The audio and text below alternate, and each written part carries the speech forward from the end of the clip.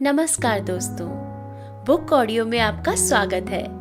मैं हूं आपकी दोस्त आरजे सरिता और आज मैं आपके लिए लेकर आई हूं पूनम अहमद जी की कहानियों का संकलन कभी अपने लिए।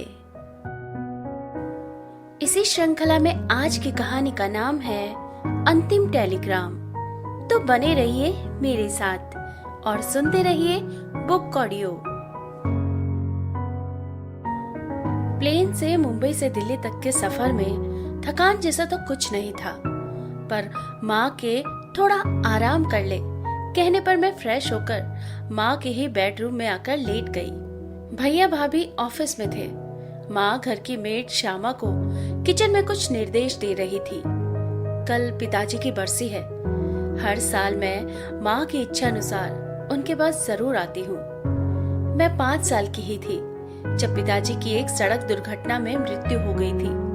भैया उस समय 10 साल के थे। माँ टीचर थी, अब रिटायर हो चुकी हैं। 25 सालों के अपने वैवाहिक जीवन में मैं सुरभि और सार्थक के जन्म के समय ही नहीं आ पाई हूँ, पर बाकी समय हर साल आती रही हूँ। विपिन मेरे सकुशल पहुँचने की खबर ले चुके थे। बच्चों से भी बात हो चुकी थी।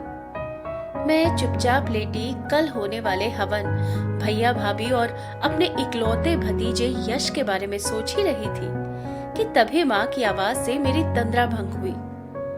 ले तन्नू, कुछ खा ले। पीछे पीछे श्यामा मुस्कुराती हुई ट्रे लेकर हाजिर हुई। मैंने कहा, माँ इतना सब? अरे सफर से आई है, घर के काम निपटाने में पता नहीं कुछ खाकर चली होगी या नहीं। मैं हंस पड़ी। माएँ ऐसी ही होती हैं, मैं जानती हूँ माँ।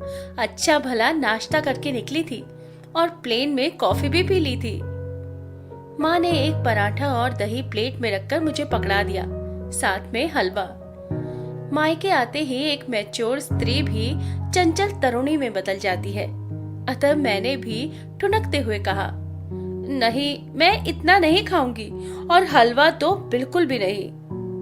माँ ने प्यार भरे स्वर में कहा, ये डाइटिंग मुंबई में ही करना, मेरे सामने नहीं चलेगी। खा ले मेरी बिटिया। अच्छा ठीक है, अपना नाश्ता भी ले आओ आप। हाँ मैं लाती हूँ, कहकर श्यामा चली गई। हम दोनों ने साथ नाश्ता किया। भैया भाभी रात तक ही आने वाले थे। मैंने कहा, कल के लिए कुछ सामान लाना है क्या? नहीं, संडे को ही अनिल ने सारी तैयारी कर ली थी। तू थोड़ा आराम कर, मैं जरा श्यामा से कुछ काम करवा लूं। दोपहर तक यश भी आकर मुझसे लिपट गया। मेरे इस इकलौते भतीजे को मुझसे बहुत लगाव है। मेरे मायके में गिने चुने लोग ही तो हैं। सबसे मधुर स्वभाव के कारण घर में एक स्नेहपूर्ण माहौल रहता है। जब आती हूँ अच्छा लगता है। 3 बजे तक का टाइम कब कट गया पता ही नहीं चला। यश कोचिंग चला गया तो मैं भी माँ के पास ही लेट गई। माँ दोपहर में थोड़ा सोती है। मुझे नींद नहीं आई तो मैं उठकर ड्राइंग रूम में आकर सोफे पर बैठकर एक पत्रिका के पन्ने पलटने लगी। इतने में डोर बेल बजी। मैंने ही दरवाजा खोला। श्यामा पास में ही रहती है। वो दोपहर में घर चली जाती है, शाम को फिर आ जाती है। पोस्टमैन था, टेलीग्राम था। मैंने उल्टा पलटा, टेलीग्राम मेरे नाम था। प्रेषक के नाम पर नजर पड़ते ही मुझे हैरत का एक तेज झटका लगा। मेरी हथेलियां पसीने से भीग उठी। अनिरुद्ध। मैं टेलीग्राम लेकर सोफे पर धंस गई। हमेशा की तरह कम शब्दों में ही बहुत कुछ कह दिया था अनिरुद्ध ने। तुम इस समय यही होगी, जानता हूं। अगर ठीक समझो तो संपर्क करना। पता नहीं कैसे मेरी आंखें मिश्रित भावों की नमी से भरती चली गई थी। ओह अनिरुद्ध, तुम्हें आज 25 साल बाद भी याद है मेरे पिताजी की बरसी? और ये टेलीग्राम 3 दिन बाद 164 साल पुरानी टेलीग्राम सेवा बंद होने वाली है। अनिरुद्ध के पास यही एक रास्ता था आखिरी बार मुझ तक पहुंचने का। मेरा मोबाइल नंबर उसके पास है नहीं, ना मेरा मुंबई का पता है उसके पास। तब यहाँ उन दिनों घर में फोन भी नहीं था।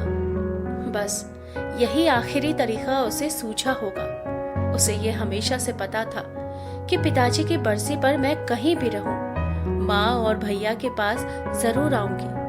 और उसकी ये कोशिश मेरे दिल के कोने कोने को उसकी मीठी सी याद से भरती जा रही थी। अनिरुद्ध, मेरा पहला प्यार, एक सुगंधित पुष्प की तरह ही तो था। एक पूरा कालखंड ही बीत गया अनिरुद्ध से मिले। वह संधि पर खड़ी थी तब मैं, जब पहली बार मन में प्यार की कोपल फूटी थी। ये वही नाम था जिसकी आवाज कानों में उतरने के साथ ही जेठ की दोपहर में वसंत का एहसास कराने लगती। तब लगता था यदि परम आनंद कहीं है तो बस उन पलों में सिमटा हुआ है जो हमारे एकांत के हम सफर होते। पर कॉलेज के दिनों में ऐसे पल हम दोनों को मुश्किल से ही मिलते थे, होते भी तो संकोच, संस्कार और डर में लिपटे हुए कि कहीं कोई देख ना ले। नौकरी मिलते ही उस पर घर में विवाह का दबाव बना तो उसने मेरे बारे में अपने परिवार को बताया। फिर वही हुआ जिसका डर था। उसके अति पुरातन पंथी परिवार में हंगामा खड़ा हो गया और फिर प्यार हार गया था। परंपराओं के आगे, सामाजिक नियमों के आगे, बुजुर्गों के आदेश के आगे मुंह सिला खड़ा रह गया था। प्यार क्या योजना बनाकर जाति धर्म परख कर किया जाता है या किया जा सकता है? और बस हम दोनों ने ही एक दूसरे को भविष्य की शुभकामनाएं देकर भरे मन से विदा ले ली थी। यही समझा लिया था मन को कि प्यार में पाना जरूरी भी नहीं। पृथ्वी आकाश कहाँ मिलते हैं भला। सच्चा प्यार तो शरीर से ऊपर मन से जुड़ता है। बस हम जुदा भर हुए थे। उसके विरह में मेरी आंखों से बहे अनगिनत आंसू बाबुल के घर से विदाई के आंसुओं में गिन लिए गए थे। मैं इस अध्याय को वहीं समाप्त कर पति के घर आ गई थी, लेकिन आज उसी बंद अध्याय के पन्ने फिर से खुलने के लिए मेरे सम्मुख फड़फड़ा रहे थे। टेलीग्राम पर उसका पता लिखा हुआ था। वो यहीं दिल्ली में ही है। क्या उससे मिल लूं? देखूं तो कैसा है। उसके परिवार से भी मिल लूं। पर यह मुलाकात हमारे शांत सुखी वैवाहिक जीवन में हलचल तो नहीं मचा देगी। दिल उससे मिलने के लिए उकसा रहा था। दिमाग कह रहा था पीछे मुड़कर देखना ठीक नहीं रहेगा। मन तो हो रहा था देखूं, मिलूं उससे। 25 साल बाद कैसा लगता होगा। पूछूं कि ये साल कैसे रहे, क्या क्या किया, अपने बारे में भी बताऊं। फिर अचानक पता नहीं क्या मन में आया। मैं चुपचाप स्टोर रूम में चली गई। वहां काफी नीचे दबा अपना एक बॉक्स उठाया। मेरा ये बॉक्स सालों से यहीं पड़ा है। इसे कभी किसी ने नहीं छेड़ा। मैंने बॉक्स खोला तो उसमें एक और डब्बा था। सामने अनिरुद्ध के कुछ पुराने पीले पड़ चुके भावनाओं की स्याही में लिपटे खतों का एक एक पन्ना पुरानी यादों को आंखों के सामने एक खूबसूरत तस्वीर की तरह ला रहा था। न जाने कितने भावनाओं का लेखा जोखा इन खतों में था। मुझे अचानक महसूस हुआ आजकल के प्रेमियों के लिए तो मोबाइल ने कई विकल्प खोल दिए हैं। फेसबुक ने तो अपनों को छोड़कर अनजान रिश्तों को जोड़ दिया है। सारा सामान अपनी गोद में फैलाए मैं अनगिनत यादों की गिरफ्त में बैठी थी, जहां कुछ भी बनावटी नहीं होता था। शब्दों का जादू और भावों का सम्मोहन लिए ये खत मेरे मन में उतर जाते थे। हर शब्द में लिखने वाले की मौजूदगी महसूस होती थी। अनिरुद्ध ने एक पेपर पर लिखा था, खुसरो दरिया प्रेम का उल्टी वाकी धार, जो उतरा सो डूब गया, जो डूबा सो पार। मेरे होठों पर एक मुस्कुराहट आ गई। आजकल के बच्चे इन शब्दों की गहराई नहीं समझ पाएंगे। वे तो अपने प्रिय को मनाने के लिए सिर्फ एक आई लव यू स्माइली का सहारा लेकर बात कर लेते हैं। अनिरुद्ध खत में न कभी अपना नाम लिखता था न मेरा। इसी वजह से मैं इन्हें संभाल कर रख सकी थी। अनिरुद्ध की दी हुई कई चीजें मेरे सामने पड़ी थी। उसका दिया हुआ एक पेन, उसका पीला पड़ चुका एक सफेद रुमाल, जो उसने मुझे बारिश में भीगे हुए चेहरे को साफ करने के लिए दिया था। मुझे दिए गए उसके लिखे क्लास के कुछ नोट्स।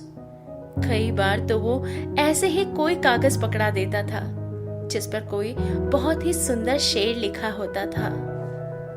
स्टोर रूम के ठंडे ठंडे फर्श पर बैठकर मैं उसके खत उलट पुलट रही थी और अब ये अंतिम टेलीग्राम बहुत सी मीठी, अच्छी, मधुर यादों से भरे रिश्ते की मिठास से भरा। मैं इसे हमेशा संभाल कर रखूंगी, पर कहाँ रख पाऊंगी भला? किसी ने देख लिया तो क्या समझा पाऊंगी कुछ? नहीं। फिर वैसे भी मेरे वर्तमान में अतीत के इस अध्याय की न जरूरत है न जगह। फिर पता नहीं मेरे मन में क्या आया कि मैंने अंतिम टेलीग्राम को आखिरी बार भरी आंखों से निहार कर उसके टुकड़े टुकड़े कर दिए। मुझे उसे कहीं रखने की जरूरत नहीं है। मेरे मन में इस टेलीग्राम में बसी भावनाओं की खुशबू जो बस गई है, अब इसी खुशबू में भीगी फिरती रहूंगी जीवन भर। वो मुझे भूला नहीं है। मेरे लिए ये एहसास कोई ग्लानि नहीं है, प्यार है, खुशी है।